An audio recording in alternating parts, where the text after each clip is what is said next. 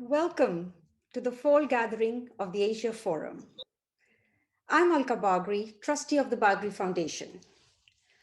One of our aims at the foundation is to encourage global discourse across cultures and disciplines, and to form a community that has shared interests. Within this context, we are delighted to present the Asia Forum for the Contemporary Art of Global Asias.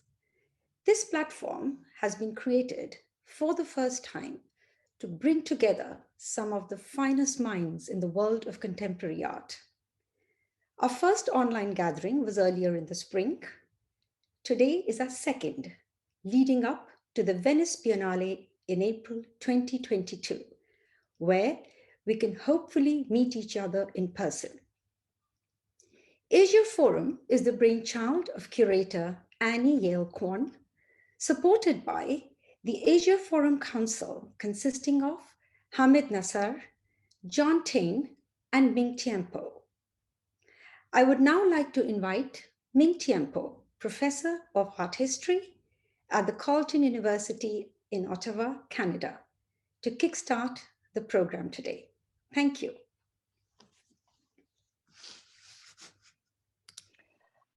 Hello, and thank you, Alka, and thank you to the Bagri Foundation for your leadership in supporting Asia Forum.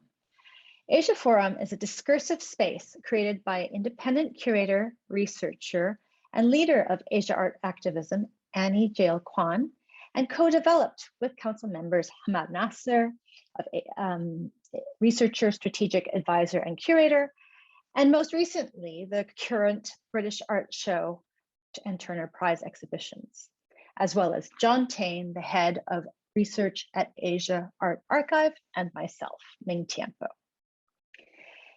Asia Forum for the Contemporary Art of Global Asias is a space of contestation and a productive site inquiry, where we think with artists, scholars, and curators working on, from, and through global Asias about issues with a global remit.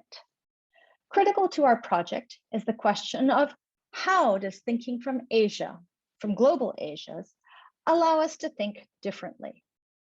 Here we are thinking of Asia, not as a geography, but as a question mark, as a concept, as a lens, as an engine for change and reflection.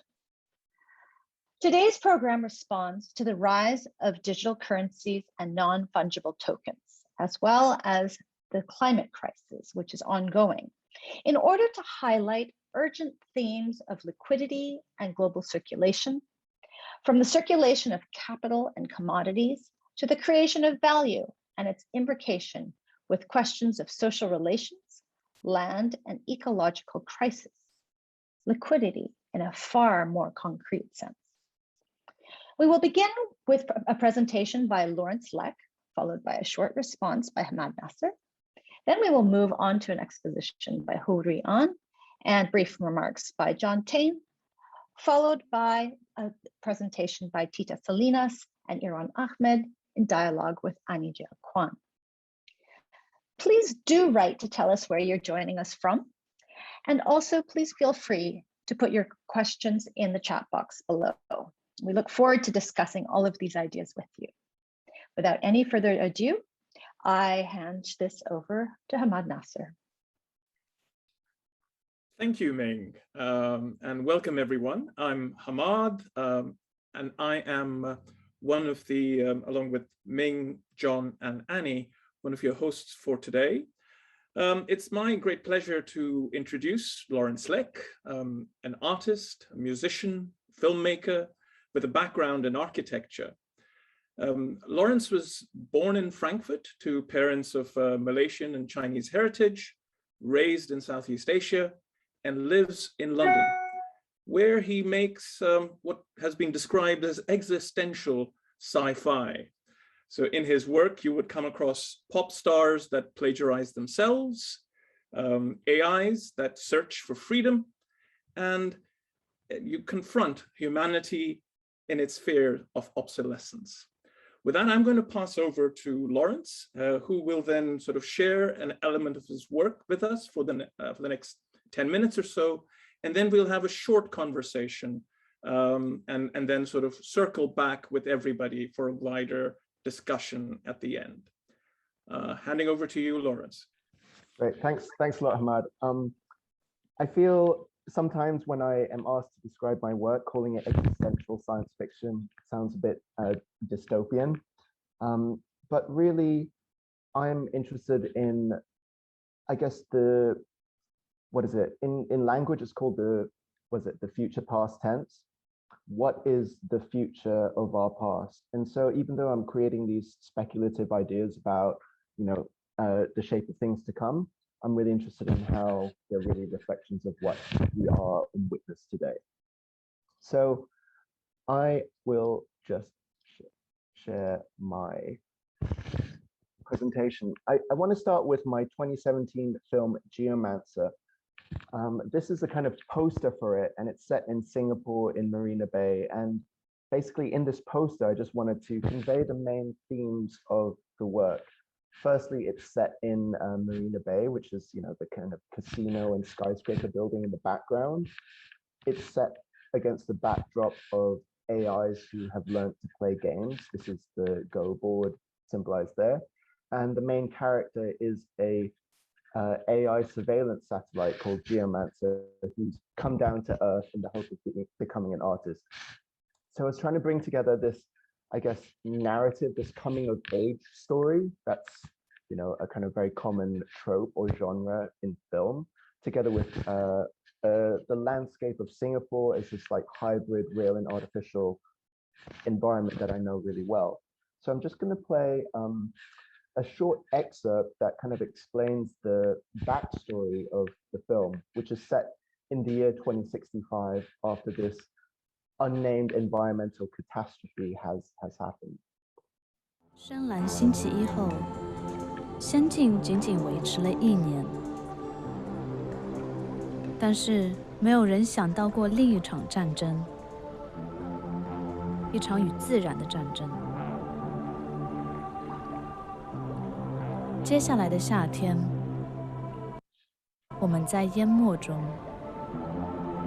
这是地质年代，但是相反，一切都从土地回到了海里。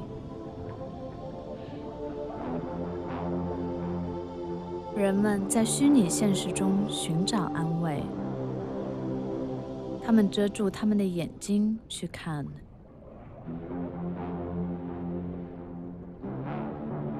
我是在新加坡被构想的，但是我在太空中醒来。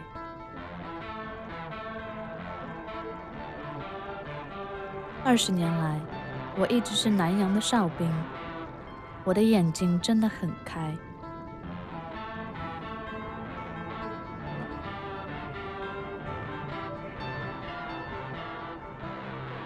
你知道，看到每一波浪，每一只鸟，每一个动物，和水面上反射着碎成一坏片的阳光是什么样的吗？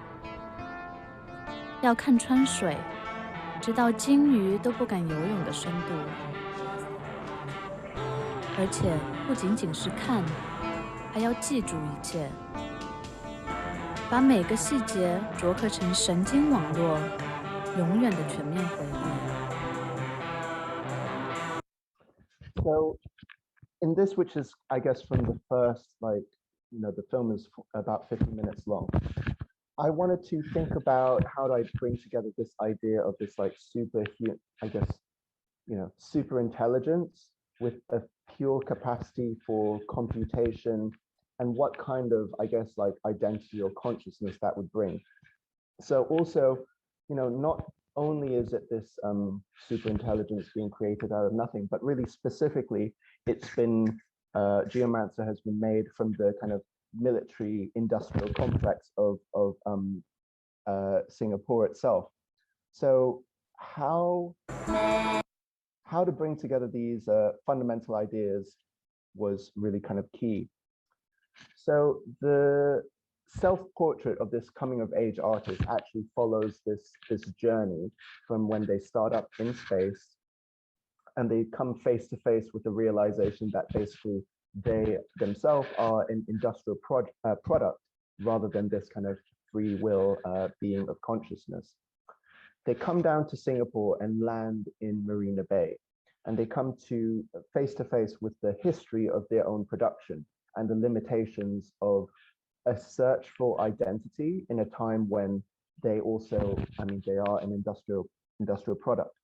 So it really made me think of, you know, when I was a kid in Singapore, this idea in the early 90s, I felt kind of strange because I moved there from Hong Kong, and there was a lot of nation building, a lot of this kind of pride in the nationhood and identity with the country and with the self. There was not so much separation between one's belonging as an individual or family and their place within society as a whole. Of course, this is part of a much wider, you know, Confucian belief system, to some extent authoritarian. But as a kid, I didn't process it in the same way. And so Geomancer is my way to reflect on that. Because it's set in the year 2065, Geomancer comes down on not just their own exhibition at the Art Science Museum, so it's kind of meta autobiographical, but it's also the centennial of the founding of Singapore as well. So I wanted to draw parallels between, I guess, my own experience as a kid, as this hybrid, Geomancer's identity as an industrial product, and the nation state's search for autonomy and identity, which obviously shifted a lot from 1965 to 2065. And so this 100-year timeline was also the way that I could think about not just this post-human intelligence, but also a personal journey through this landscape. The mood, as Hammad was saying before, is extremely existential in the sense. What do I mean by existential? I mean that Geomancer, the satellite, comes face to face with the conditions of their production. So just my very simple understanding of existentialism is that it's something that, existence precedes essence. So Geomancer has been created from conditions that did not, that they had no choice or agency in deciding, this military industrial complex. But since they exist and they're conscious, they now have the agency to decide what their life or existence will be like. And of course, that is, I feel, the way into other people trying to understand this. This is a screenshot from a scene within Marina Bay Casino. In the casino itself, there's in real life, there's separate paths for foreigners who have to pay $100, who get into the casino for free, and Singaporeans and locals who have to pay $100 to get in. Ostensibly, this is so that to prevent problem gambling in the country. So this paradox between creating economic growth through these new architectural, neoliberal forms of investment, and the fact that it actually has to remain controlled. And Geomancer goes in and comes face to face with their own, I guess, addiction towards gambling. Going back to this Go board at the beginning, it was during the time when AlphaGo, Google DeepMind's Go playing AI, beat world champion Lee Sedol in a match of 5. So I thought that, wouldn't it be strange that maybe for a super intelligent AI, the way that they could really have agency is to actually throw all their super intelligence away and actually embrace gambling. While I was researching, while I was actually writing the screenplay for Geomancer, I was actually quite surprised in the fact that even though there was a lot of talk of futurism and representation in science fiction, there wasn't what I would now call this video essay called Sino-Futurism, in which I explored the links and paradoxes about how China and the Chinese diaspora, and more broadly, Chinese industrialization and how it impacts the global supply chain of technology and culture. Why wasn't there a kind of playful way to talk about this discourse? So I made a video essay called Sino-Futurism 1839 to 2046 that looks at certain stereotypes of Chinese, what I would identify as Chinese productivity, and kind of turn it on its head.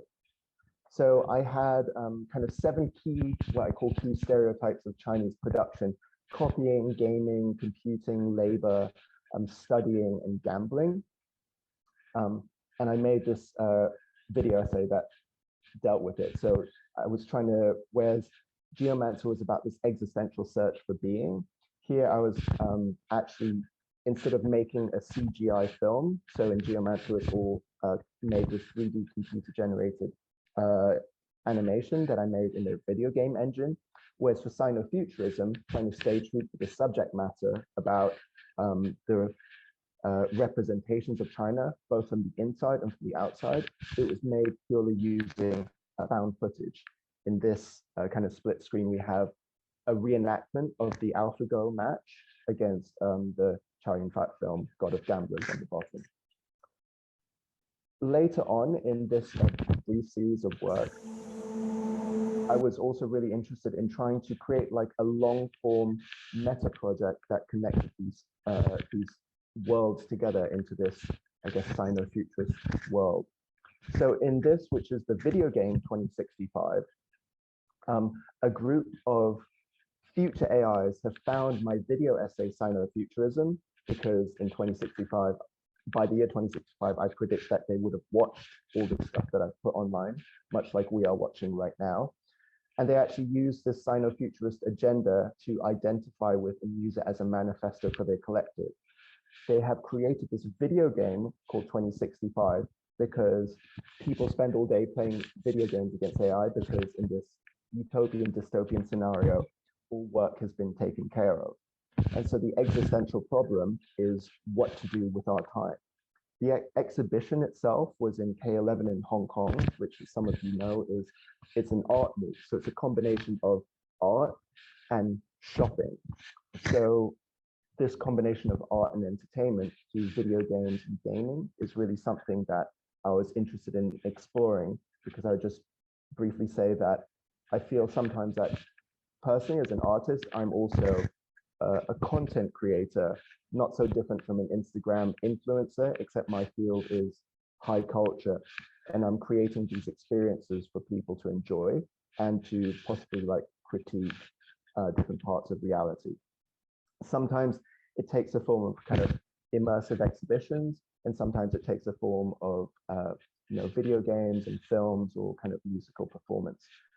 The last short trailer I want to play is from my most recent feature-length film called Idol, in which Geomancer is now a ghostwriter for a songwriter. So I was trying to think about actually wrapping my own experience as being a cultural producer, not as a kind of fine artist, but actually just as a content creator, and thinking about how to take these, I guess, biographical elements and actually inject it in a fiction of my own making. So I'll just play the trailer for that now.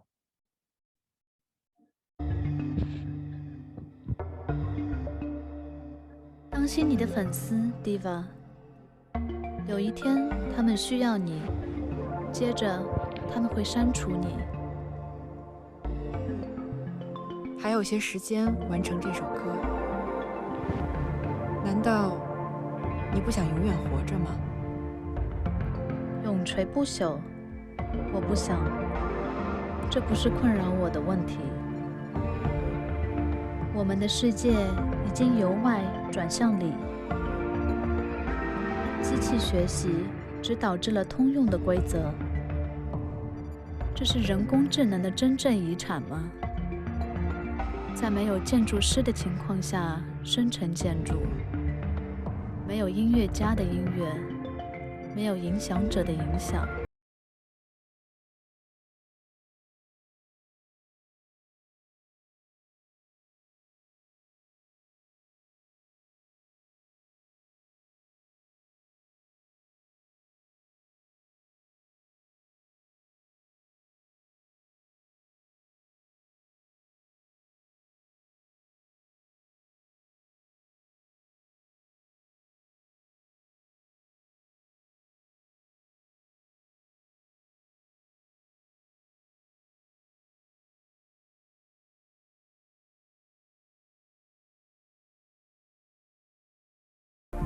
在40年代的时候 ，Tiampo 真的很活跃。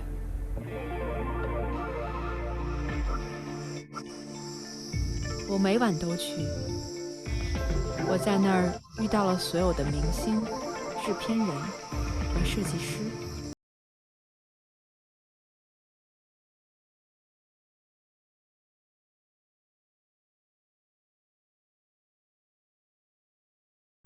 So just like Geomancer was set in Singapore, actually Idol is set in Malaysia, and inspired by the Genting Highlands. So those of you who know, it's kind of like a hillside gambling resort and casino. So I was trying to think about how this environment of the jungle could be represented in a different way than it is in different settings.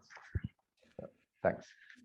Thank you so much, Lawrence, and for making that effort to condense what are such rich works, really universes that you're kind of building through this body of work, to perhaps sort of introduce them to people who may be coming across your work for the first time.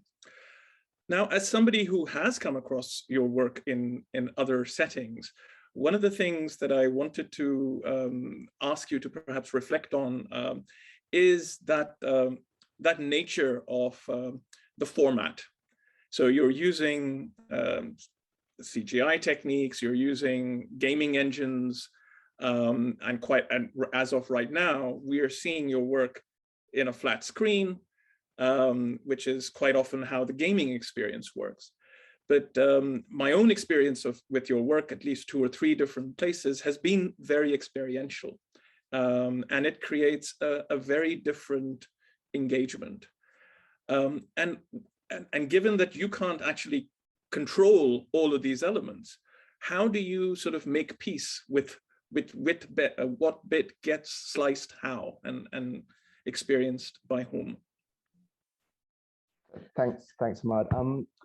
You know, I always think back of how I experienced, well, how I got into art, basically, which is through mass media.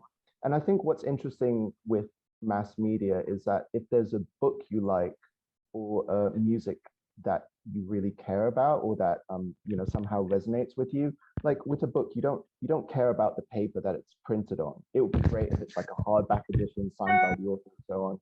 And the same with music. It would be great if it's like in a concert hall in high fidelity, but if you like the song, you'll listen to it on your phone, like on the bus with the speaker. So I feel, for me personally, I hope that I can install it in these kind of immersive environments so that all the quality is as good as it could be. But also I feel that if it's being reproduced in more, how should I say, like in lower resolution or in what might be lower quality, that's also fine for me, because that's more, I feel that the way that it can be spread is just more open that way, I suppose. But you're correct in that it does create a certain expectation of my work, I guess, because sometimes, the music and video games and very often literature is considered, disposable. It's not, it doesn't have such a value attached to the individual object. But for me personally, that the distribution is kind of more important than value in that sense. Well, one of the other things, well, thanks for clarifying that. And one of the things I was sort of noticing as you were walking us through the works were these binaries that you put into fruitful conversation, art and shopping, addiction and growth, the past and the future. And then relating it to ideas of nation, which are sort of, if anything, back in full force as they would have been in the 50s and 60s that you were referencing. And the thing, of course, with nationhood or with what you're trying to do, create a future past, is about which past, whose heritage, and then who and what histories and stories do people bring to looking at this work, and of course they create new lenses from which to refract and to reflect on what you're presenting. And given the complexity that you're, so there's an industrial complex, there's nationhood, there are those existential questions around intelligence, about life, that you're working through. How do you, or what sort of clues or backstories or material do you want to make available to people to enter this universe? So I think, thanks for the great question. For me, what's also really important, I think, is my work, or at least what I'm trying to do. It's not abstract. It doesn't require interpretation. So for example, I try and make each work as self-contained as it is, even though they work together in this form of narrative world building. So for example, in Geomancer, if I'm pissed off about the military-industrial complex, for example, I'll have a character voice their concerns. If I'm concerned about the psychological well-being of an AI, I'll create a built-in self-help AI to talk about that as well.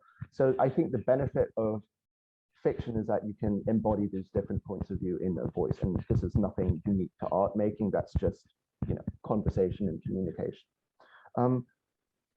So as this also creates the fact that sometimes the works are very dense, because there's a lot of dialogue and history there.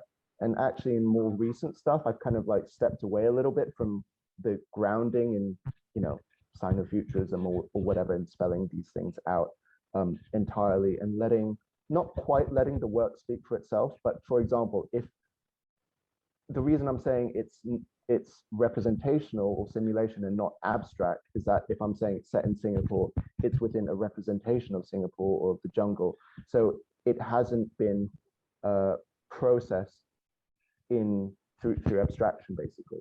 It's pretty literal is what I'm trying to say. It's very like future oriented, but also very literal in the kind of grounded future histories I'm trying to build. I think that insistence on the real is probably a good time for us to segue and for me to pass the baton on to my colleague, John Tain. There's plenty for us to dig into, and we will continue to do that after our set of presentations. Thank you so much, Lawrence, and over to you, John. Thank you, Hammad. And I think this question of the real and the investigation of the real is very much something that is pertinent to our next guest. And it's my distinct pleasure to welcome Rui An with us tonight. Rui An is an artist and writer working at the intersections of contemporary art, performance, and theory. He probes the way images are produced, circulate, and disappear within the context of globalization. He's exhibited in many venues around the world, but just opened an exhibition at Kunsthalle Wien in Austria, and also at the Pinchuk Art Center in Kiev with the Future Generation Art Prize. And tonight he'll be speaking with us about some of that recent work, but most especially about a piece that's part of a larger cycle of works that's been co-commissioned by the Pinchuk and the Times Art Museum and the Center for Heritage Art and Textile, Mill 6 here in Hong Kong.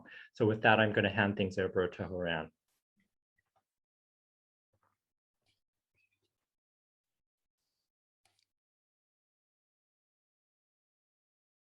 Okay, thank you very much, John, for the introduction.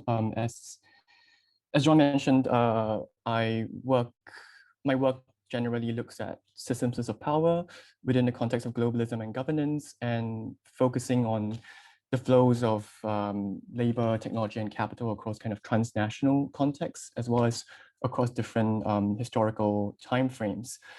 And the current body of work that I'm going to share with you actually started, I started working on it around 2017, I would say, when I started looking at, trying to look at material networks and different kinds of political imaginaries that animate the regions of East and Southeast Asia. And that body of research has manifested itself in different forms, such as the lecture as a performance, as videos, or even as written essays, as installations among the different mediums that I work with. So the current work that you see on the screen here is called Asia the Unmiraculous. That was the starting point for this body of research. I would just talk very briefly about some of these earlier works first before I move on to talk about this the ongoing project that John mentioned, which is this video that I just recently made. So Asia the Unmiraculous pretty much started out when I was researching looking at the Asian financial crisis of 1997. And that was in many ways really the first large-scale crisis of globalism. And when I was looking at that, I also realized that I wouldn't go into so much detail of the crisis itself, but I did realize that it could not be kind of extricated from the so-called East Asian miracle that preceded it. And that was the term that is often used to describe the rapid economic growth that was taking place within so-called East Asia, and that would include Japan, South Korea, Taiwan, Hong Kong, Singapore, and then later Malaysia, Thailand, and Indonesia. So the work itself is manifested as so this is about a 70 minutes-ish kind of performance. And it is also manifested as an installation after the performance. And so a lot of my work is about trying to understand seemingly abstract and quite encompassing phenomena. And in this case, which is really the global financial system. And usually my approach for doing so is to try to collect images. So these could be images from historical archives, these could be images from popular culture, and to use these images as a basis to try to get a handle on these seemingly rather abstract realities that sometimes are not directly observable. And so in this instance, you can see here, it's actually a 3D sculpture of a hand, and it's actually magnetically levitated, so it actually floats without touching any surface. And so this hand is pretty much, it appears within the performance itself, and it also appears within the installation. And it serves as an embodiment of the so-called invisible hand that liberal economists always tend to use to think about the market. But this is also the hand of I made it after the hand of the managing director of the IMF during the Asian financial crisis, Michel Comte-Dessous. So this is a replica in a way of his hand, which kind of shows that the invisible hand of the so-called free market is actually takes the form of a very embodied hand, actively kind of intervening into these economies at that time. So I'm just going to briefly show you some images. So this is the installation manifestation, which usually includes a video documentation of the lecture. And for this particular work, I also readapted the text of the lecture into 14 posters, and which are pretty much self-contained. So you can pretty much get an individual story from each of these posters. So from Asia the Unmiraculous, I made a film called Student Bodies, and this is a film that is pretty much drawing from that same body of research, looking at the Asian miracle and then the Asian crisis, and so-called the recovery that came after that, leading to the present day. Except that for this film, Student Bodies, I would say that it has a much more focused set of metaphors. So the key figure within this work is really the student. And in many of these countries, the student was, of course, this key figure that of capitalist modernity, so to speak, because insofar as the education system was what helped to mold this subjectivity for the market economy. But at the same time, if you look at the history of these countries, the student would at some point, especially when you go into the 60s, 70s, the 80s, become a force of resistance, opposing these models of capitalist development. So the student body in a way embodies all these different contradictions. So what you see here, this is a still from the film, and these are the Satsuma students of pre-Meiji Japan. And they were, in a way, the first students, so to speak, from Asia to travel to the West to learn from its systems of operation, its technology, and to bring them back to Japan. And the film basically moves on from this group of students to subsequent groups of students and to use them as a basis to understand broader economic and socio-political shifts in the region. But of course, there's actually another way you can think of the student body, which is as a kind of metaphor. During the period of the time that they called it of the Asian miracle, so to speak, many of these countries were often spoken of as students or teachers to each other. And of course, Japan was in a way the first student, and the teacher in that sense was the United States. And in some literature, they even call Japan a student nation. So there's also this pedagogical relationship between nation states that the film tries to explore by putting together all this material.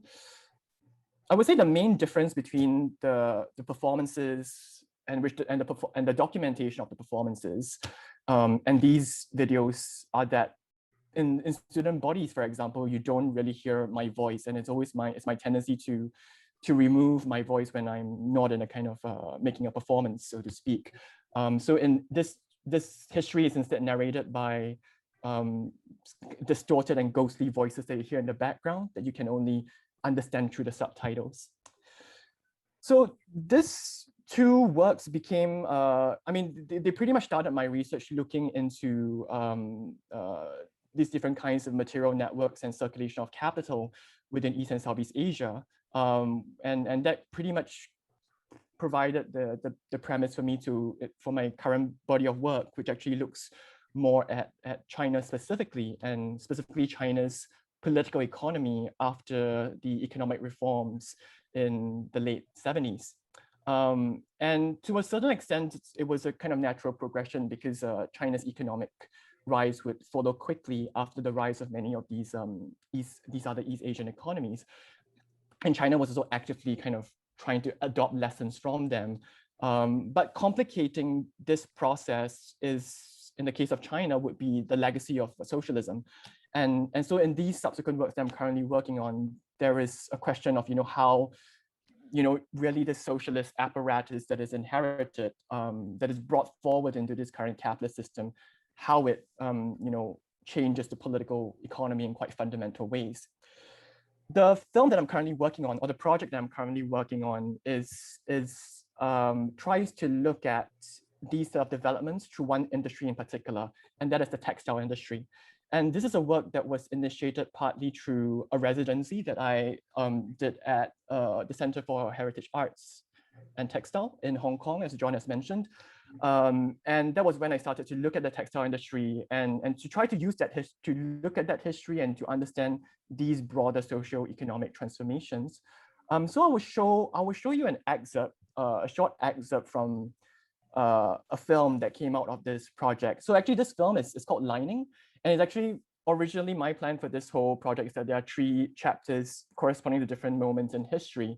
But at the moment, this film is kind of makes up the second chapter, looking at the history beginning from the post-war 1940s and ending somewhat in the 90s. So this history begins with the movement of the textile industry from Shanghai and the Yangtze Delta region to Hong Kong.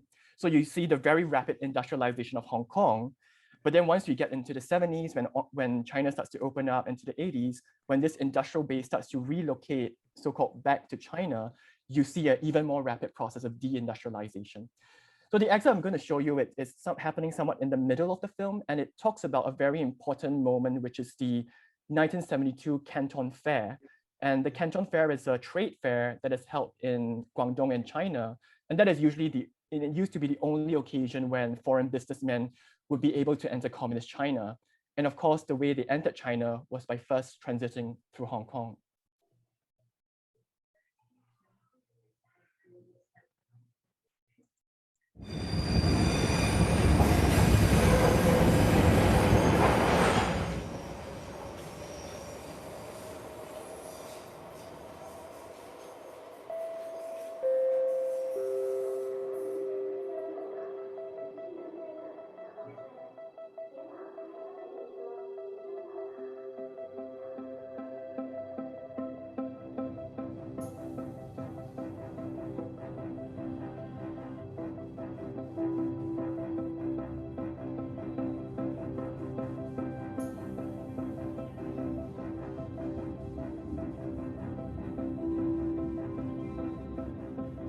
Once the requisite documents are obtained, the trader should proceed to Hong Kong and present them to the China Travel Service operated by the PRC.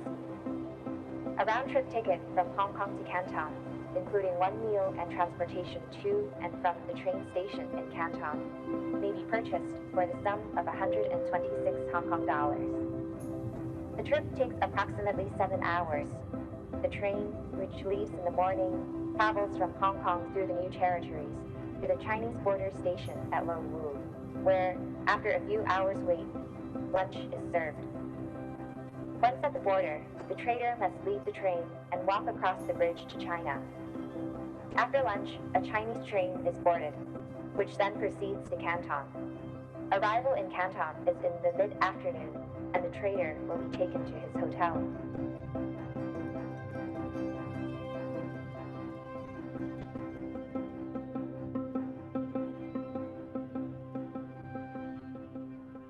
當其時咧，入去交易會咧都唔係咁容易嘅。所有工廠咧，因為當其時係計劃經濟啦，咁只有嗰啲進出口公司咧先可以派代表入到個交易會嘅。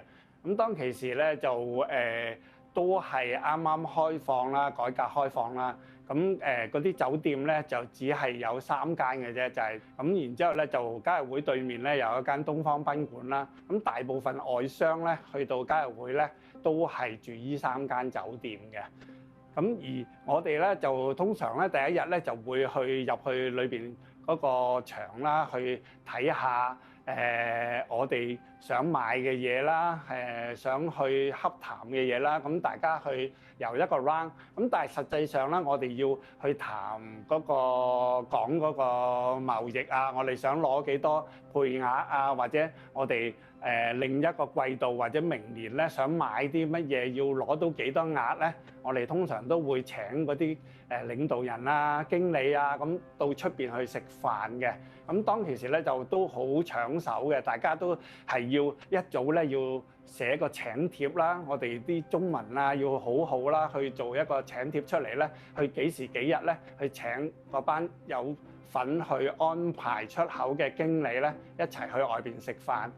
咁而中國改革開放開始咧，我哋都係唔可以用佢哋嗰個銀紙啦、人民幣啦，我哋係會用一種咧，我哋叫做外匯券啊。咁呢個啱啱就我嗰陣時係留咗一張1蚊嘅，就係當其時嘅外匯券咧，就係俾外商去買嘢啊、去行使啊，就算住酒店啊、食嘢，我哋都係要用呢啲外匯券嘅。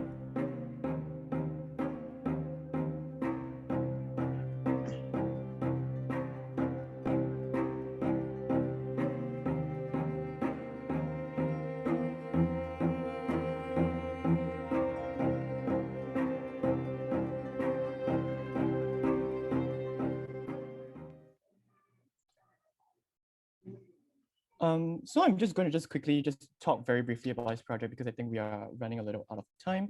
But basically the film that you can see here, I mean, the total film length is about 26 minutes, but it tries to narrate this history through a collection of different kind of images.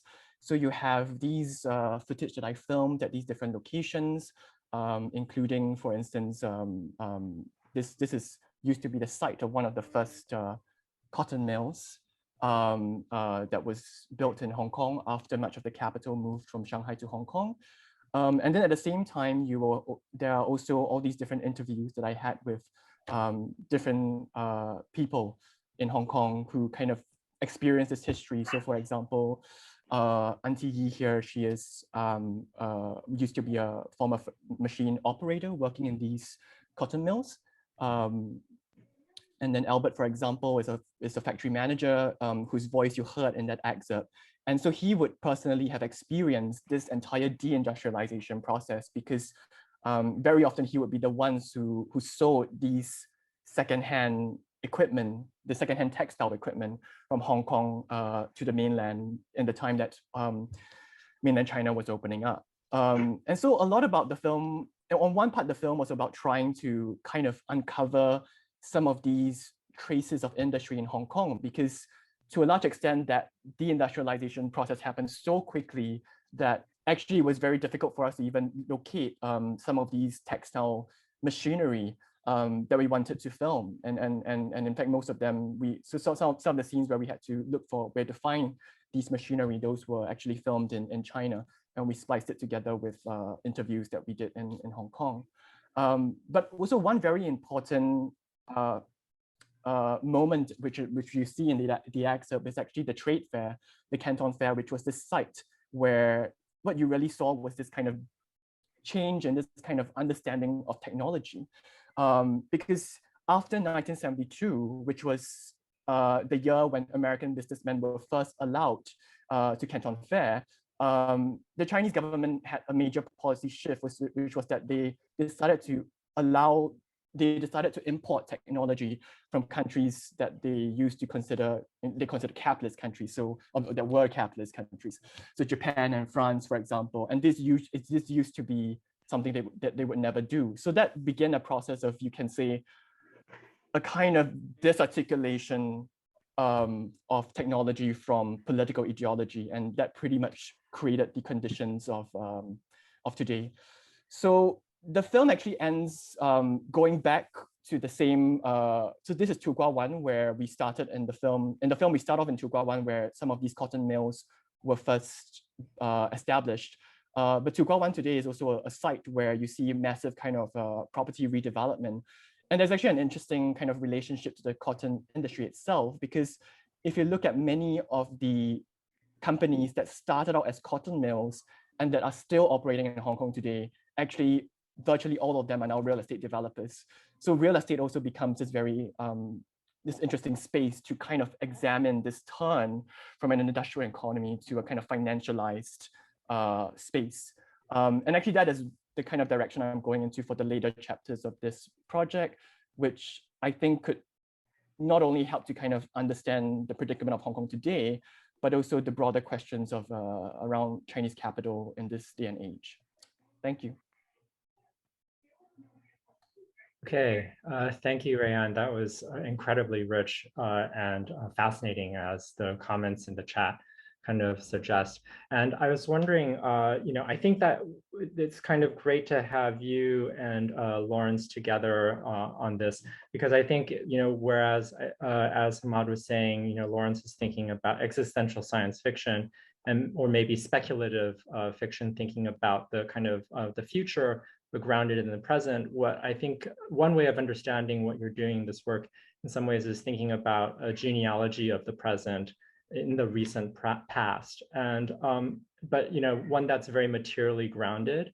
And I love the excerpt that you showed us of the Canton Trade Fair, because it, on the one hand, it feels very documentary in the sense of, it actually reproduces some of the older footage of the American businessmen entering China for the first time, in several decades, but then also splices in, like literally splices in, the present into the past, right? Or the past into the present. And so there's this way that the two are fused together.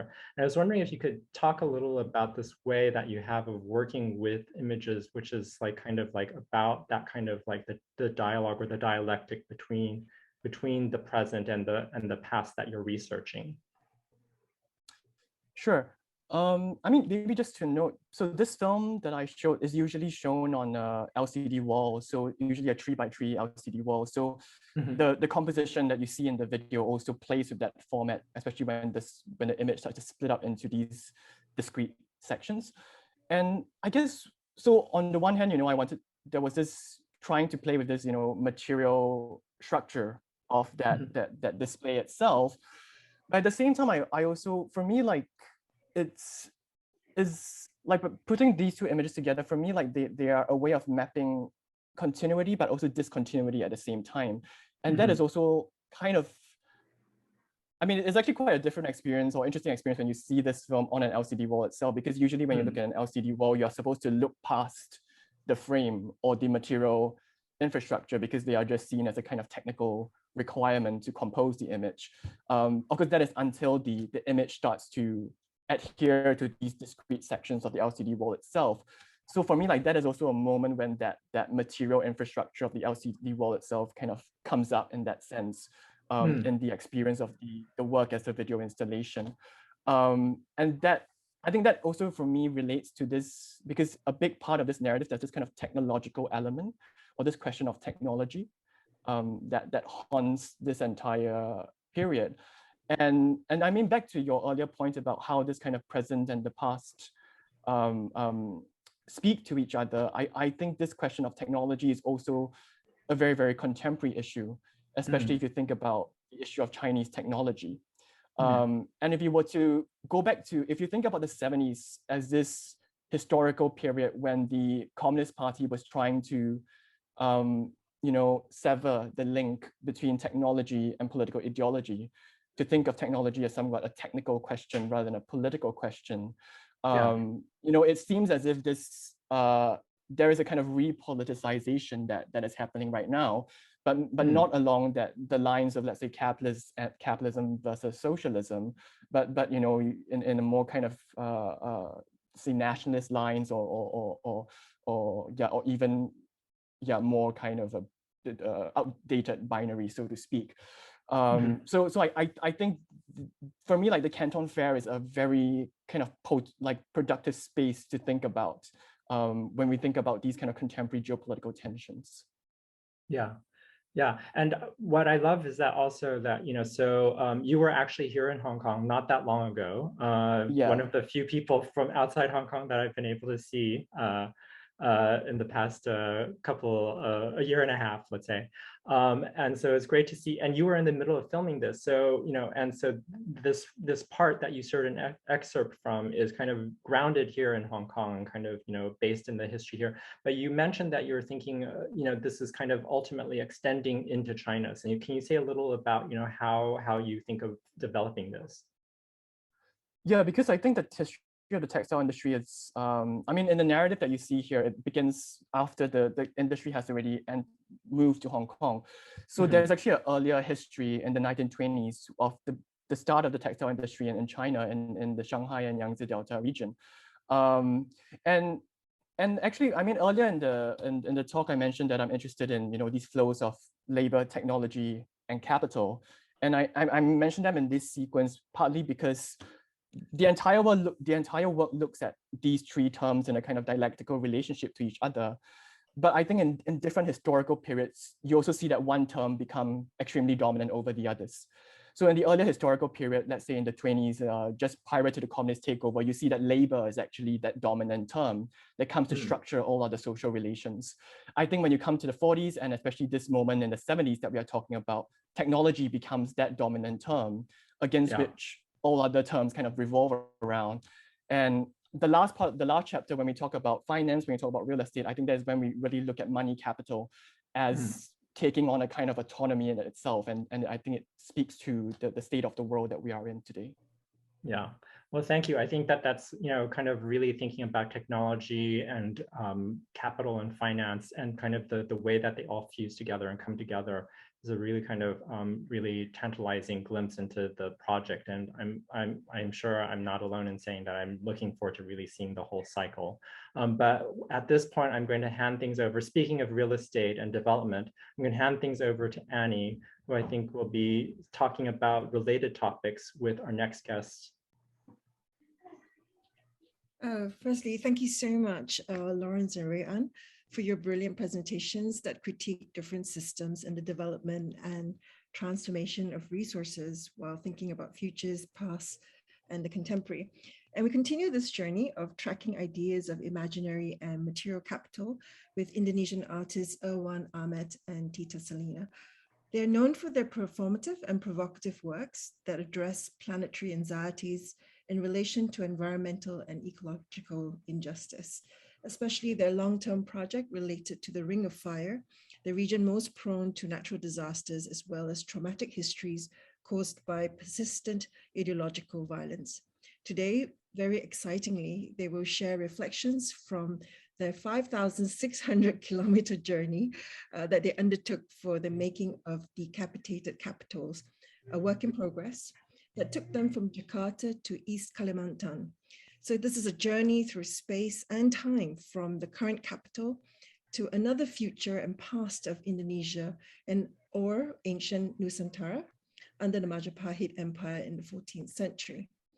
So the current, past, and future capital cities are sedimented with narratives of contestation, cultural and historical plunder, and are also global participants and witnesses to the unbearable ecological problems due to exploitation of natural resources in the developing country such as Indonesia, which is also currently in an era of massive industrialization, boosted by its own demographic bonus of an abundant, productive population. So without further ado, I hand over to Tita and Irwan, who will take us on this journey. And thank you, Ani, for the introduction.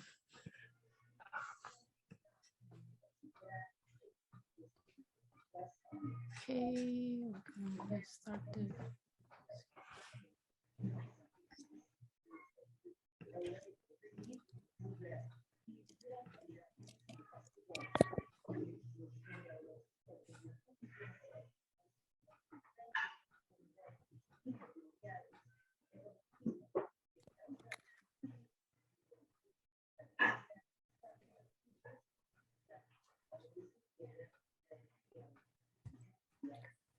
Right now, we are in Bandung, West Java, a place that was once very important on the peak of tension between West and East Bloc in the Cold War period.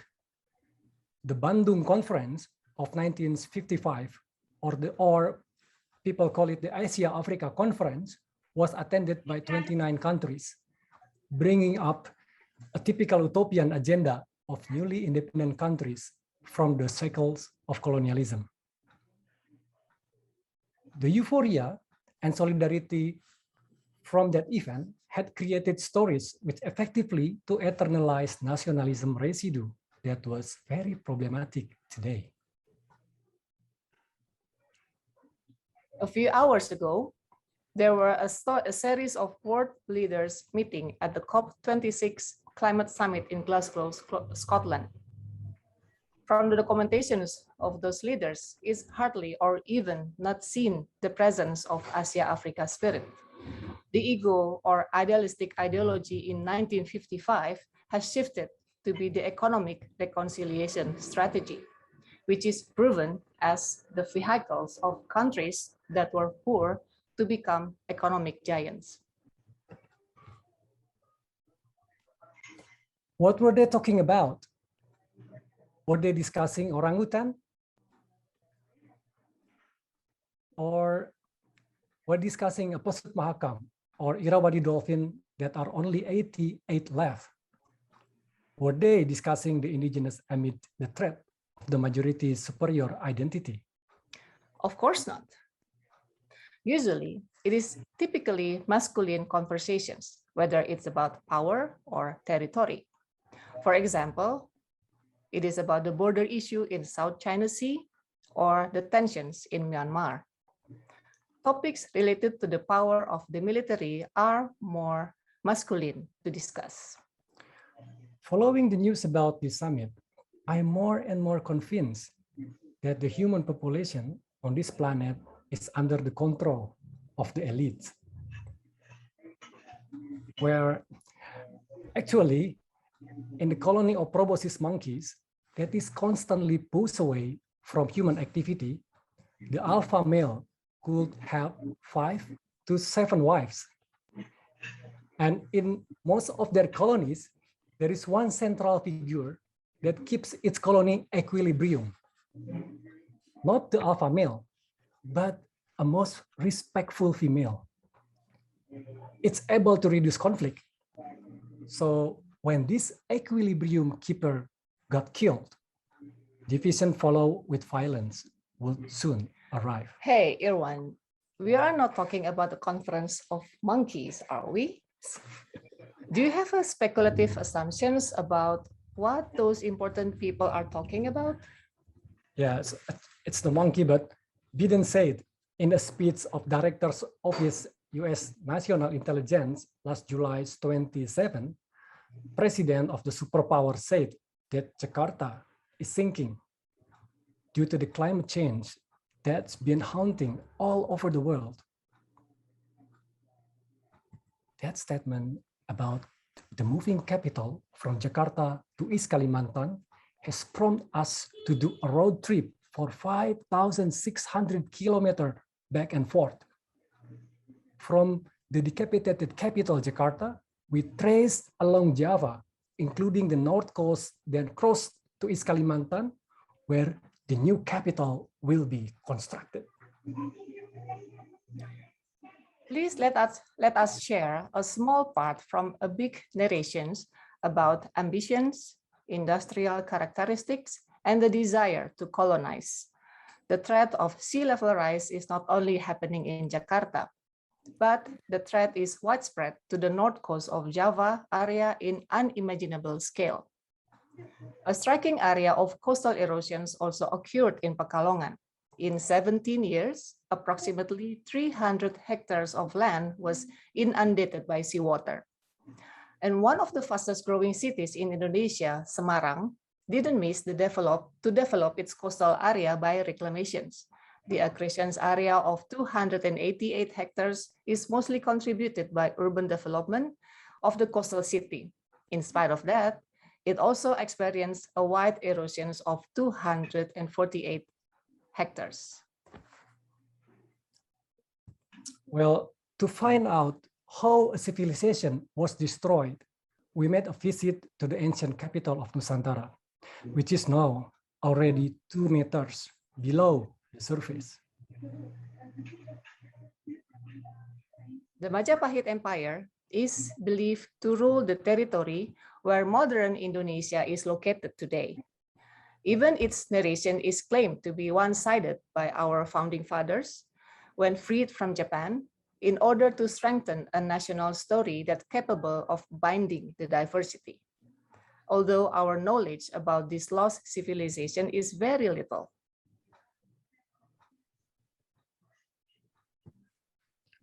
A civilization that has existed for 3 centuries, from 13 to 16, attained its peak of glory with distinctive characteristic as an agricultural society that had succeeded in optimizing the potential of their territory.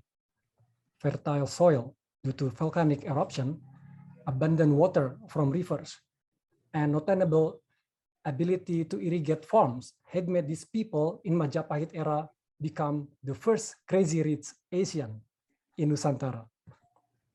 Hey, there is also gold. We can find it there.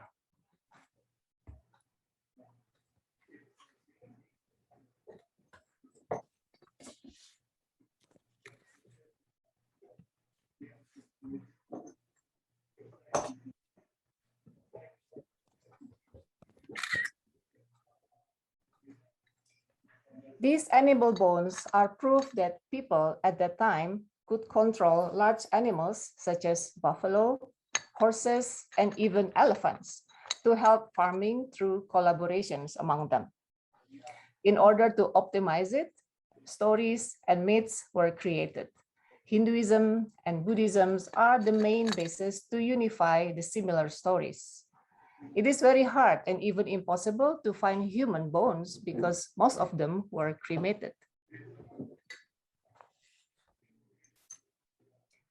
These old ceramics revealed a theory that in Majapahit era, it built most cosmopolitans and relationships with other parties, such Ming and Yuan dynasty, or Muslim traders, whom also brought Islam from Central Asia.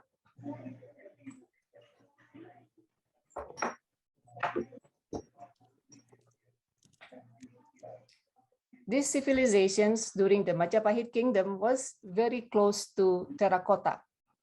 This object that records permanently the gentle pressure of fingers was used to keep a placenta.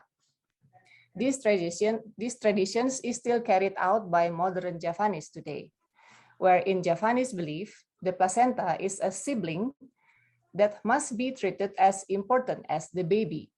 This basic concept is suspected of being the initial bond of land and water relations, the forerunner of the emergence of identity.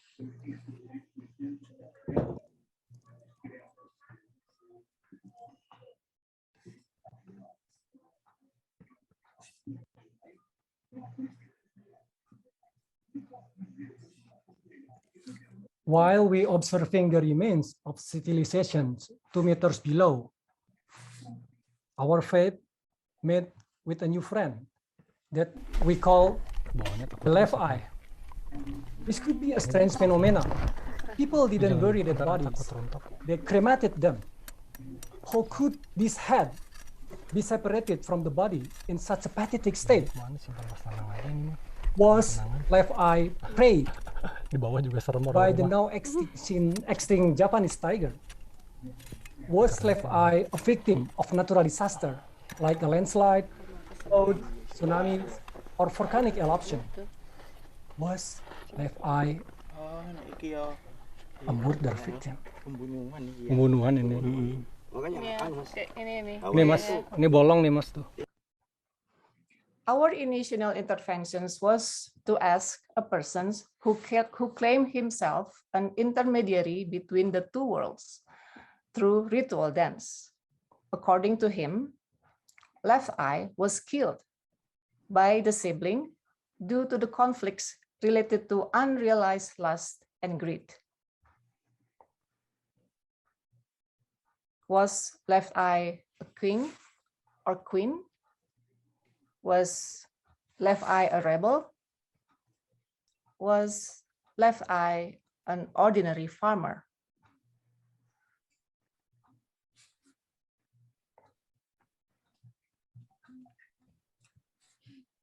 Of course, this is something couldn't be equally compared. But if we look how the genocide carried out by the ant colonies against another, it can be an illustration of how the ancient desire human animality could be more structured and massive. So the losers had to evacuate massively to move the capital city. Not only were their treasures looted, but the civilization was destroyed by breaking down the dams. So the advanced and established civilization were swallowed up by the earth. To see a sample of the process of one lost civilizations, we don't need to be a time traveler. Not so far from the Majapahit site, about 50 kilometers to the east side of Java, there is a man-made disaster site. The mud that comes out of the bowels of the earth due to the failure of gas drilling has caused an uncontrolled mud flow for more than 15 years. 10,000 houses, 16 villages, and countless livestock were buried in a gray liquid smells of toxic methane gas.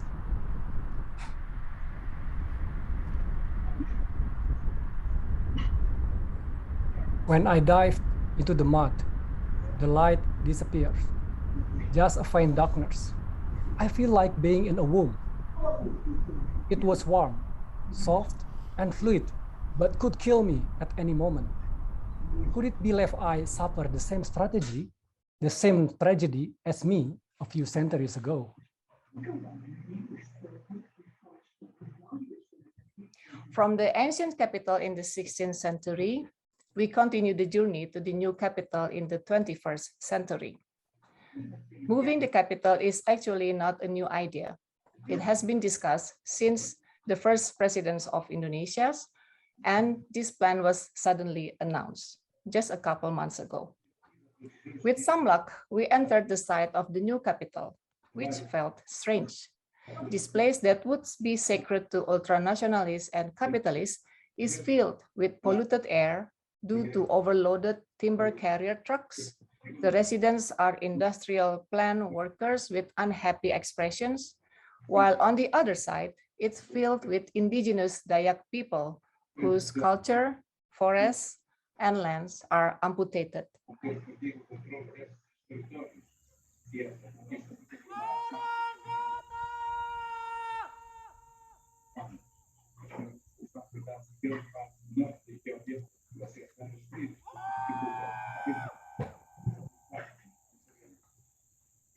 The development of a new capital city with 260,000 hectares, almost twice the size of London, is involving a big player steering committee.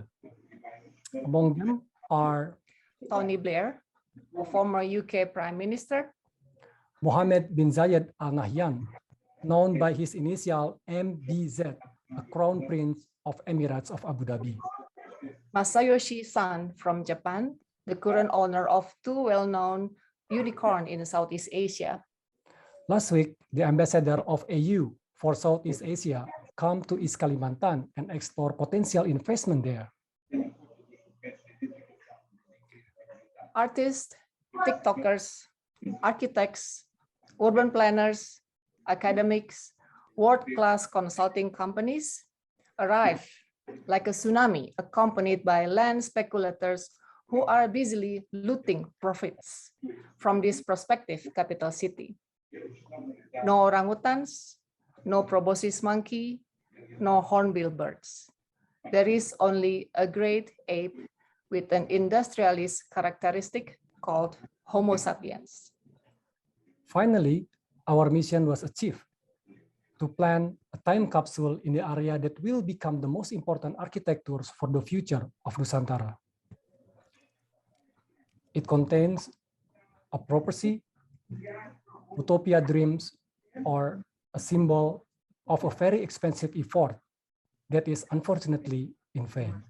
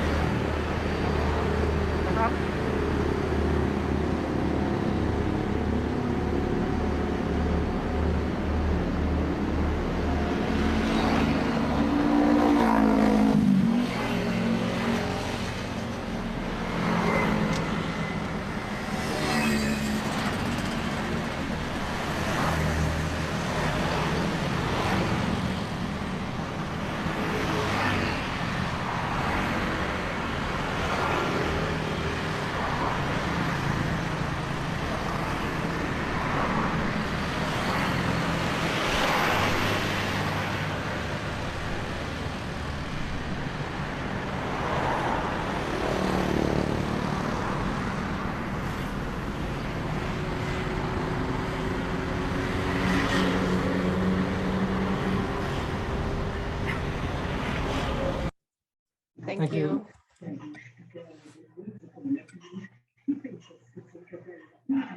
Thank you so much, Irwan and Tita. What a journey.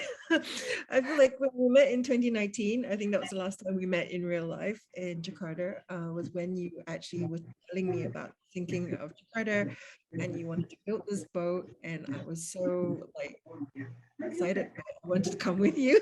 And of course, like all the pandemic hit. And so after today's presentation, I feel like we managed to take our journey after all. So thank you so much. And this is really quite an incredible journey you've shared with us, as it takes us from, I guess, both across geographical space, but also traces these older movements of trade and flow and uncovers archaeologically like these traces, older histories, which speak of ancient settlements and kingdoms in this region of Southeast Asia. And often this region of Southeast Asia is framed perhaps as with reference to the ASEAN bloc, or in terms of developing nations that are industrializing. It sort of negates narratives of these kind of older sedimentations of historical narratives. So, your presentation through this journey that you've tracked opens up a much longer view in terms of our relation to land, our relationship to labor in its involvement with the land. And it's really also evocative that the placenta jar, is it, that you share with us with the imprints of, the fingerprints, also makes me think back to the image of hands at the blackjack table in Lawrence's work, the invisible hand that Rui An spoke about. And this question, I guess, of human labor, artistic labor, and its involvement, and the acts of violence, I think that you also allude to, which is a concern of yours, how these have had a very fraught relationship, I guess, with the environment and the natural ecologies around us. And I think this has been really important to your practice, and I wonder if you could share a little bit more about that with us. Yeah, thank you, Annie. I mean, this is it's like still overwhelming. So this journey, we collect so many things. Of course, after 2 years stay at home, it's like really I become kids again to play with the coals and pee on a massive vehicle on the big river. So this is kind of exploring the possibility our body to re-celebrate what is the catastrophe and what is the imagination. Yeah, and even it's a very strange journey because it's always come out in our head. This is gonna be the last journey. Can still we make it in the future? So this is kind of very unstable, constant feelings all the time. Yeah, but the thing is, what we didn't see from the big city, that now we realize it keep happening. Doesn't matter the pandemic or not. So that present the body as a witness and also absorbing all information like the smells, temperatures, the tensions, and that kind of sensory. It's like makes me think, am I romanticism artist? Need this kind of stimulation all the time? Mm-hmm. So yeah, but also like to open up the possibility of what is the real happening there. It's important for us, but maybe take a little bit risk to going deep about this research. I mean, I think that's really interesting. You're speaking about, I guess, the human body itself being an archive of these responses to this different, I suppose, stimuli in ecology around us, or the effects perhaps of heavy industrialization, as we know, like pollutants that are in the air or in the water do impact us in the long run, and certainly impact our food supplies and water supplies. But it's really interesting also that you showed us the skull that you found, which also goes to show like we are so imbricated into these narratives as the, in terms of the human race, in terms of how that is impacting the way land is being shaped and used, especially shown very evocatively through your images. Can you tell us a bit more about what has happened to the skull or the person that you found, and what are your thoughts about who that is and what does that mean? Yeah, Tita? Yeah, well, of course, there's a lot of theories and assumptions, but of course, we don't know where or who to ask for. That's why we come up with this person who claimed himself as a medium to use his body to have a conversations with another world, and but also interesting that this person is also how do you say, he's kind of like a local archaeological, so he's really fond to the Majapahit kingdom's history, and yeah, for now he is the only person that we can ask for, but of course we really are curious about what is exactly and how old is the skeleton age, but I think it should take like series of laboratory involvement, or ask for archaeologists, or ask for forensic, for example. I think that's the next step.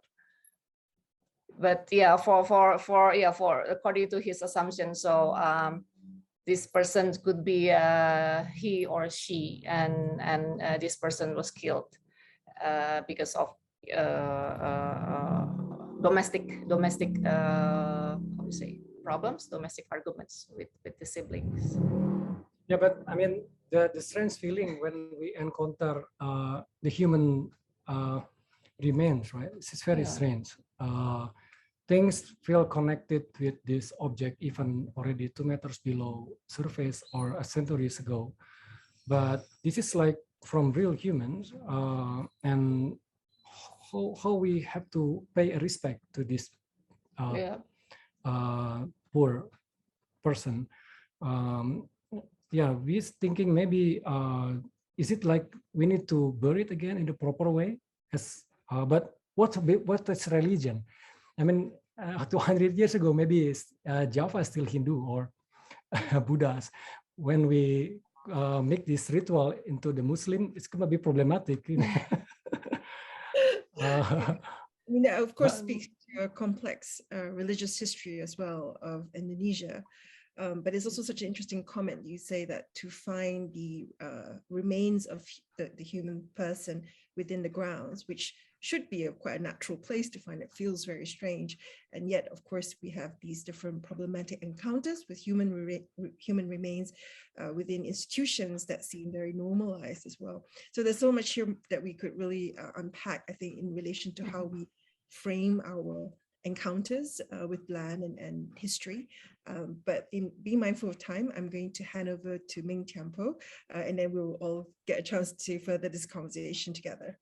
Thank you so much for your presentations. Thank you. Thank you, Annie. Welcome. Thank you, Tita, Irwan, and Annie. That was absolutely fantastic, and such a privilege to see your new project as it develops. It's such a beautiful and chilling investigation into the past, and thinking about how this is going to impact our futures. And, you know, this is something that I really see as being very, as a thread that has woven through all three artist presentations, this question of how the past and the present are entangled, and how each of these artists are individually invested in critically reimagining what those pasts are. As Hammad was saying, you know, whose pasts, what pasts are we investigating? And in surfacing these critical pasts, we're talking very much about the possibility of building new liberatory futures. And this is something that just keeps on coming up over and over again in this session. For me, what I'd really like to find out about, and I'm going to just keep my comments very short, and I will take the sort of privilege of being the moderator here in order to ask a first question. But I would ask you all to put your questions in the chat box. I am aware of time. I am aware of the fact that we should be ending in about 2 minutes.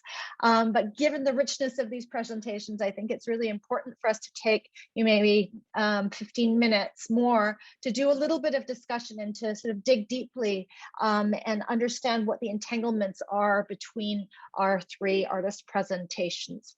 If you do have to leave, please feel free to do so, and you'll be able to catch up with the recordings online, and also through that you'll be able to, the moderators will put the links in the chat so that you can find where the recordings will be.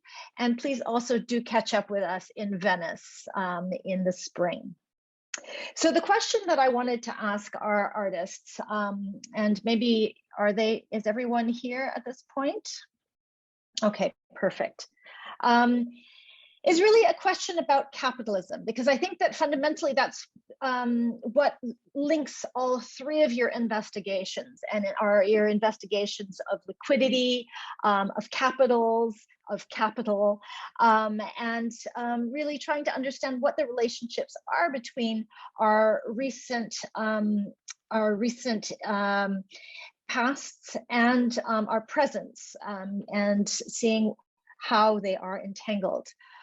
So for Lawrence and Rui An, I'm interested in hearing you both comment on what the socialist legacies are of capitalism in China and how that impacts the ways in which we understand how capitalism shapes our senses of self and how we organize society, how we create value. And I think that these are questions that address both of your presentations. And for Tita and Irwan, I'm really interested in this comment that you made about the relationships between ultranationalism and capitalism. You know, we're talking about flow, we're talking about the movement of capital across the entire world.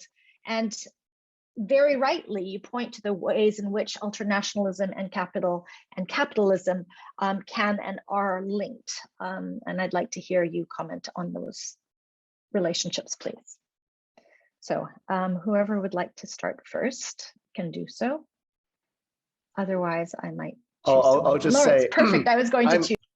I'm far from an expert on China, basically, but I would refer everyone who's interested to the Marxist journal Chuang, who are a group of kind of scholars, not entirely, pretty anonymous, who write about the histories and present, I don't know if it's predicament is the right word, of of these systems.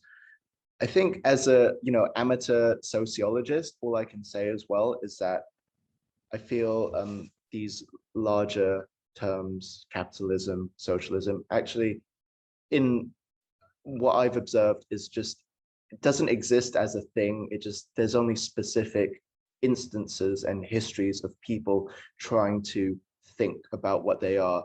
So for example, socialism exists as it's kind of like as a goal to aim for some people, just like communism or capitalism are in some certain instances, but it's just a collection of really disparate and different attempts at making it happen, I guess. Like for me, Sino-futurism, it's a conspiracy theory, not a manifesto, because it's possible to reconstruct any narrative of the future or of the past. So that ability to construct a myth is what I think this discourse shares, and it's kind of dangerous in a sense. So that's why I always say it's only a specific instance or a really limited viewpoint. Thank you so much, Lawrence. Rui An? Quite a big question to answer, but I guess I'll try. I mean, I was interested, in the Canton Trade Fair, exactly because of this question that you posed, and I think the 70s were a very interesting historical period to look at some of these shifts between ideas of socialism and capitalism. And I'll just bring up one instance actually, because even prior to the Canton Trade Fair, many of these socialist bloc countries, they also have their own version of the trade fair. And in the film, actually, it's not in the excerpt that I showed, but in the film, I actually talked about how the technology it's called open-end spinning, which became the dominant, like a key technological innovation that's used by the textile industry around the world. It was first invented in Czechoslovakia in 1963. So you had this technology that came out of a socialist command system, and then it was being marketed at the trade fair in Czechoslovakia in 1965. Capitalist countries, England, saw this amazing technology and brought the technology back. And then that technology then becomes used to produce denim. So it creates this massive denim boom in the 1970s, of which Hong Kong was a key part of. Which also brings up another question, because denim used to be a working class fabric, and then in the 70s it became this signifier of almost middle class consumerism. But that whole technology, in a way, if you trace it back, came out of the socialist command system. So that was in the 60s. So I think the Canton Fair becomes an even richer space to look at these intersections, because these were exactly spaces where you see two different systems, countries coming from capitalism, countries coming from socialism, and having all kinds of encounters that sometimes are not very, it's kind of irreducible to either one of these systems. But I think the 70s were interesting also because at least there was the possibility of a multiplicity of systems, or that there at least these signifiers, there was some kind of meaning behind, what a socialist mode of production is. And I think increasingly we feel like this idea of an alternative to a global capitalist system is increasingly foreclosed. And which is why for me, like the 70s are a very rich historical period to really look at, what exactly were the tensions that these different people were negotiating with, and how they were trying to, shift ideologically and respond to, some of these broader geopolitical shifts that they seem to feel as if they have no agency to contain.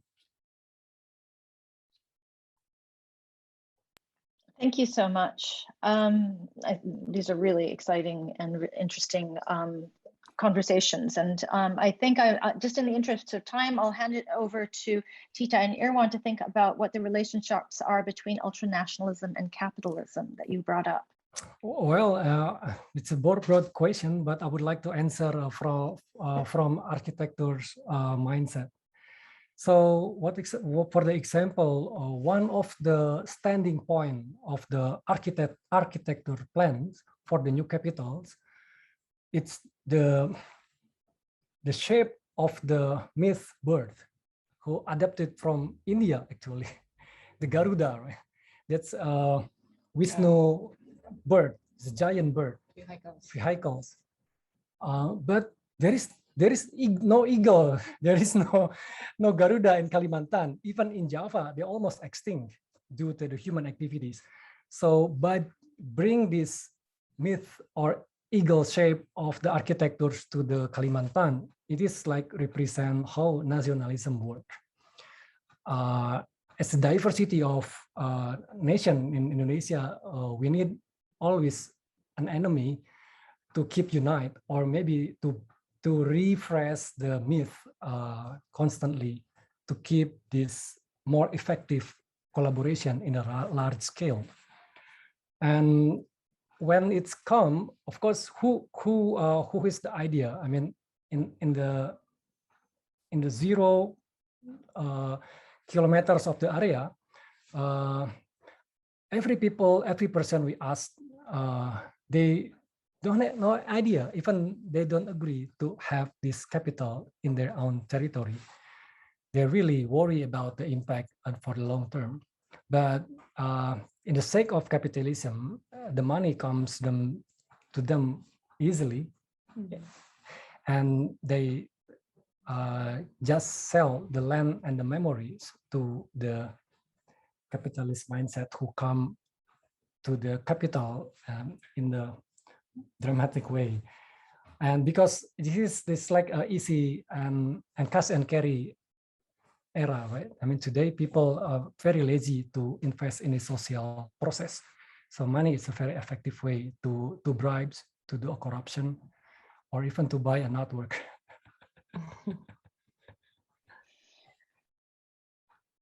Thank you so much. Tita, did you want to say anything about that? Yeah, I think Irwan told everything quite well. Well, I think also I just want to add a little thing that Indonesia is a really huge country, that we are imagined community. That's why we need like a really big ideas, or how do you say, yeah, like big ideas like nationalisms to unify us. Although it's not always a good story, but we have more violent story than a good story, unfortunately. But that's still our leaders think this is the how to say, the perfect way to unify these diversities among us. Yeah, I mean, if compared to termite colonies, I'm not surprised. This is a very basic animal instinct in our minds, that we keep moving and colonize the other part of the area territories. So we just like termites.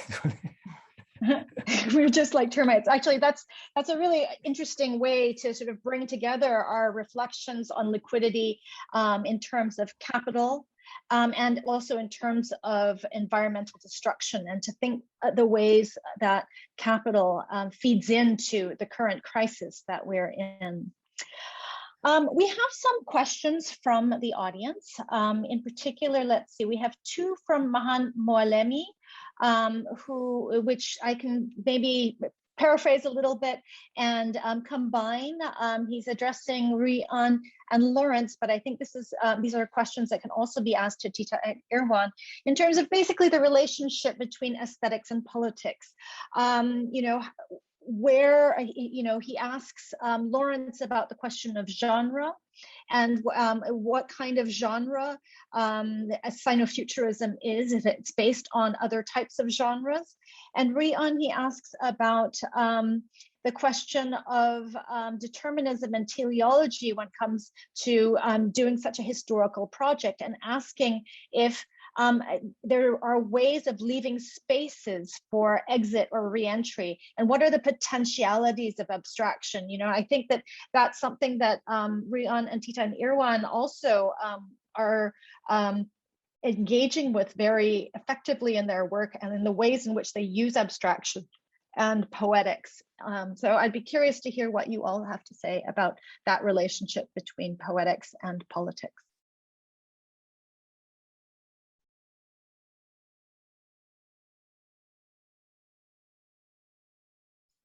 Okay, I'll just go. I think another huge question. I think Mahan's question was about how do I see Sinofuturism as a genre. I think it's really interesting, this idea of genre versus style, because to me genre like speaks more of a kind of idiom from literature, really, literature or film or kind of narrative. I feel what genre does in general is to set certain expectations in the mind of a viewer or author in terms of how the narrative will unfold, what kind of the mood of the world is. For example, science fiction as a genre, conspiracy theory as a genre, romantic comedy as a genre, to think about what the payoff is of watching a certain thing.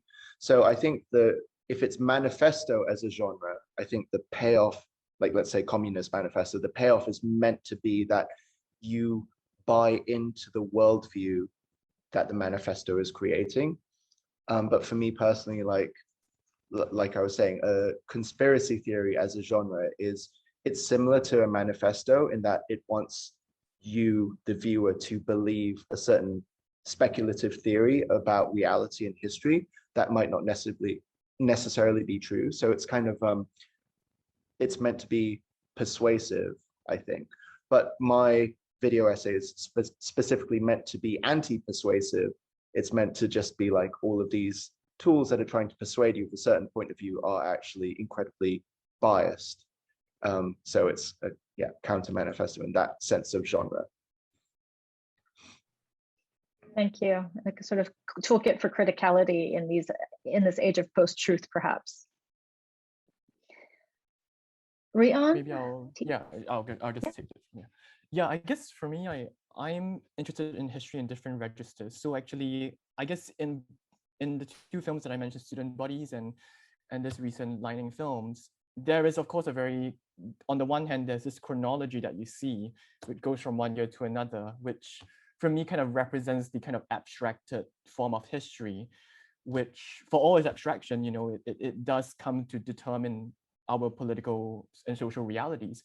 But at the same time, I think when I'm, at least in these two films, I think what's very important for me is to bring in these different voices.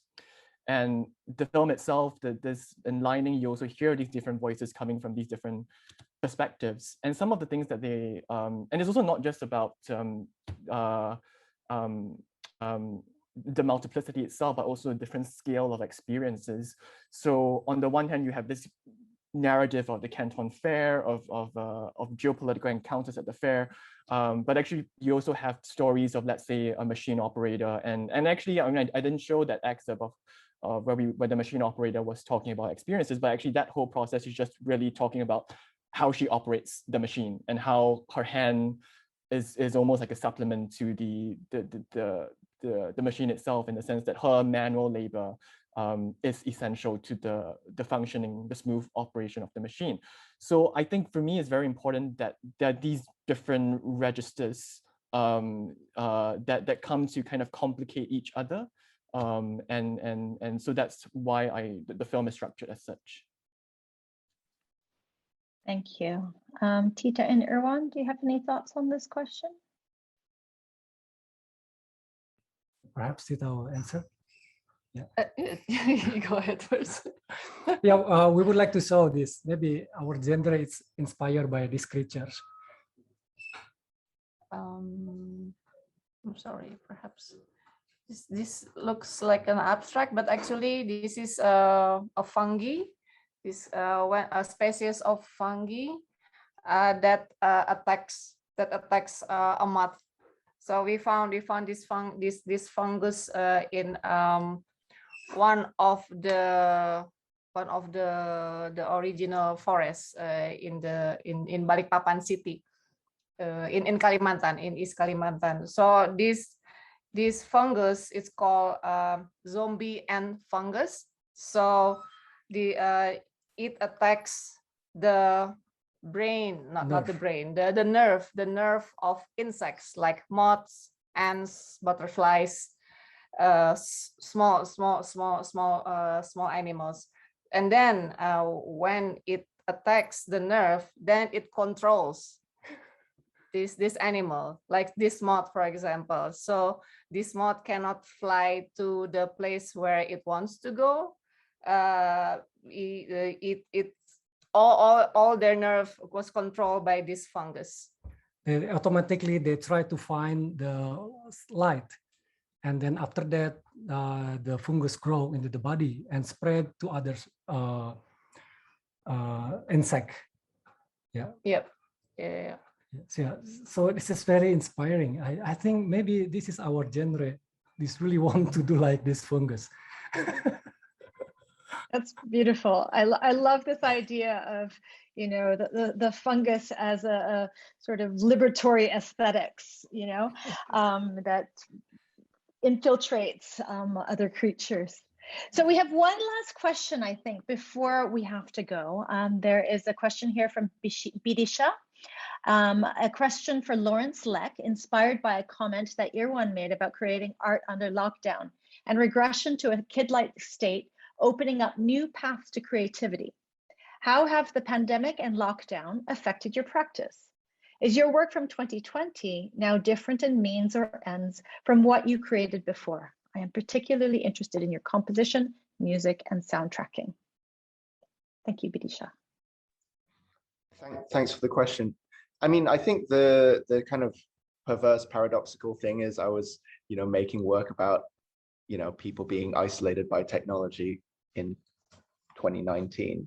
So since then, I've been actually kind of happier, basically, not in the sense that it's like being realized, but talking about music and composition specifically, I feel that as you know, a screenwriter, as a writer, researcher, filmmaker, or like 3D world designer, you're always composing. What do I mean by that? You're always planning, making things for the future work that will be enjoyed in real time, in the present. So actually, it's such a future-oriented practice that you rarely get the chance to actually enjoy the process. The difference with music, of course, is that you can be a musician as a composer and a musician as a performer. As a performer, you're enjoying things in real time, in the now, in the present. You don't have a kind of self-consciousness that you would get if you're in a composition mode. So just generally, I've just tried to be more in that free mode of engaging in the present through whether it's music or filmmaking sometimes. One of the problems actually in being primarily an animator is that there's so much labor involved in creating the world, and actually the part where you're actually filming, it's really small and towards the end. So I've tried to have as much of that live cinematography within the process as well, so I can keep the process as live as possible. Yeah, and I feel that's always a challenge. When the more complex a work gets, the harder it is to actually focus on the most enjoyable part, which is improvisation, things that are live, things that are more performative, even if it's a very technology heavy practice. Thank you, Lawrence. I wonder if Rui An, Tita, and Irwan, if you have any comments about how your practice changed under lockdown.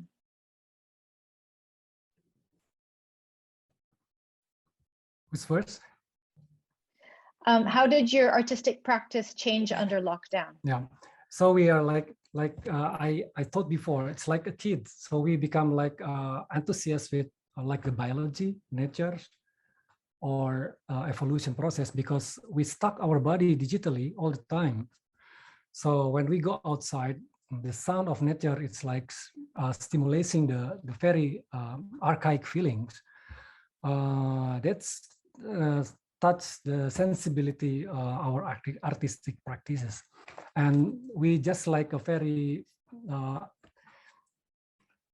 understand how the European, they looted so many artifacts from Indonesia, because we did the same things. When we come to Kalimantan, we collect many things. We collect quartz, collect leaves, insects, ceramics, everything. So maybe this is the feeling of rebels when looted all artifacts from Sultanate Palace to British maybe. So, but of course, this is like the feeling that maybe this is our last journey. This like really makes us a little bit greedy to become a collectors. Yeah, maybe that's also comes because of in 2020, for example, we really almost stuck in our home for 20 hours for the whole year.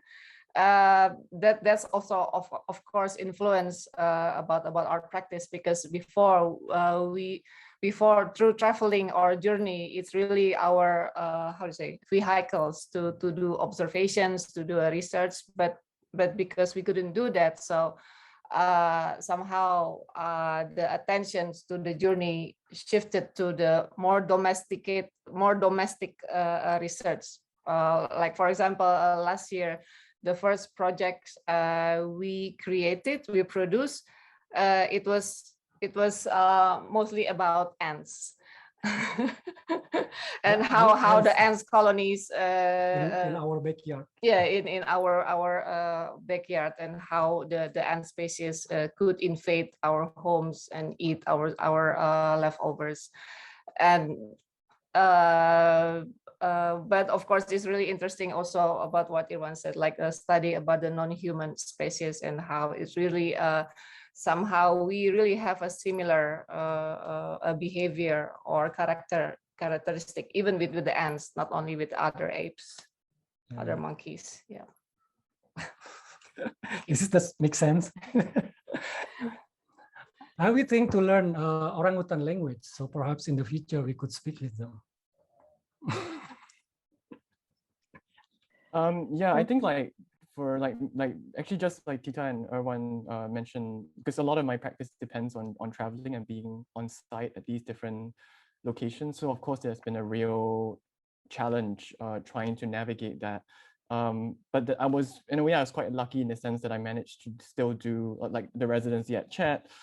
So I had some institutions who are willing to support the work, even though it means that in the past year I've done a number of hotel quarantines. So that has been a key change in the practice, spending time in quarantine, and yeah, just to go to a new location. But I do also feel like that also makes you kind of treasure that experience much more.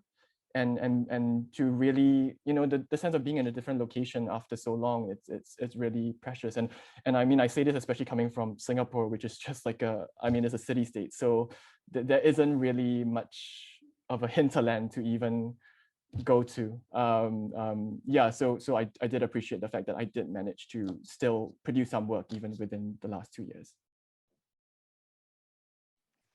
Thank you for those illuminating answers. I think that this relationship between the embodied and the digital is such an interesting one that has emerged over the last 2 years in such new and embodied ways. We should really wrap up now. However, there is one extremely meaty question that I'd like to pose to all of you. So please, if you could just give it a very quick answer, if possible. If not, then, you know, obviously, please reflect on it. It's quite an interesting one and really fundamental to this particular conversation, which is a question from Mai Ardia, who asks, how would you define the notion of liquidity within your work presented here? What is liquidity in relation to your work? And she says, I would be interested in hearing a short answer from each artist if possible. And I would add here that maybe Hammad, John, Annie, please jump in if you want to say a few words on this question of liquidity, which after all is the thread that is bringing us all together today.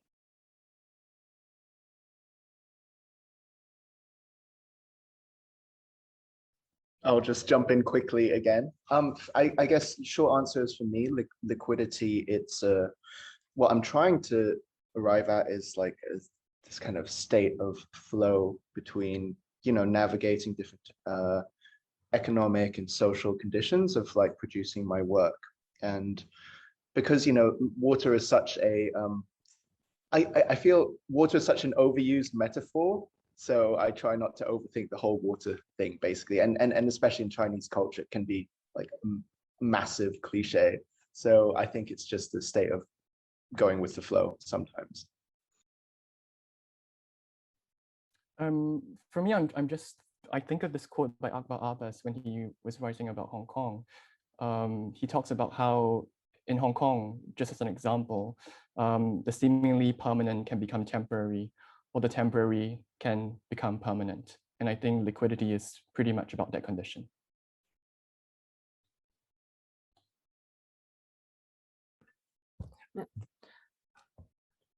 Well, this answer better to us, to the creatures who live on the water. So for this, our answer is the same answer like what the dolphin said.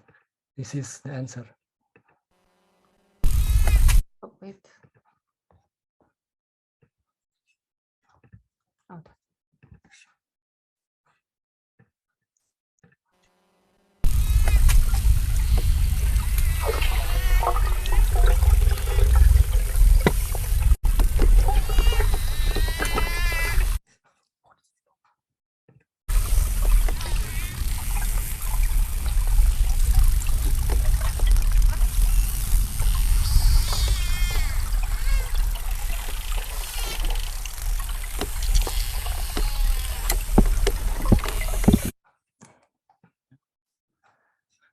Yeah, that's the answer. Thank you so much. So now that we've heard from the dolphin, perhaps we could hear from all of you in the chat as well as we wrap up here. If you have any thoughts on liquidity from your perspectives, that would be most welcome. I hand the mic over to Annie. I think it's very fitting that we end with, a non-human species also intervening into this conversation. Thank you so much, Lawrence, Rui An, Tita, and Irwan, for taking us through such different journeys where the intersections have really enlightened and provoked us with an understanding of longer historical legacies and entanglements of exchange, appropriation, and restitution of value. I think for me, liquidity also, I think, refers to that agility to move between conditions and a dexterity that we're trying to develop as we see, fast developments in technology these days that are changing the way currencies flow. So with our experiences of isolation in various configurations over this last year, Asia Forum has been extremely privileged to host 2 digital events, bringing together the best minds in research, curatorial, and artistic practice for collective reflections and generative discussions.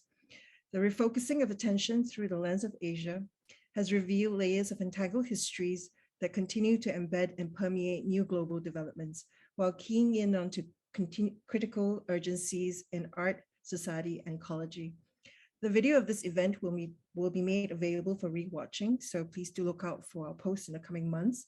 Also do look out for further announcements regarding our program on the 23rd of April in 2022 at the Fondazione Querini Stampaglia in Venice, alongside the opening of the 59th Venice Biennale. I also say a big thank you to Hammad Nasar, Tain, and Ming Tiampo of Asia Forum's 2021-2022 Working Council for your incredible hard work and inspiration this year. Thank you to Alka Bagri and the Bagri Foundation, without whom this would not have been possible. Thank you to Art Review, our media partner, and Something Human for the additional support. And thank you everyone for joining us. See you next spring. Keep safe.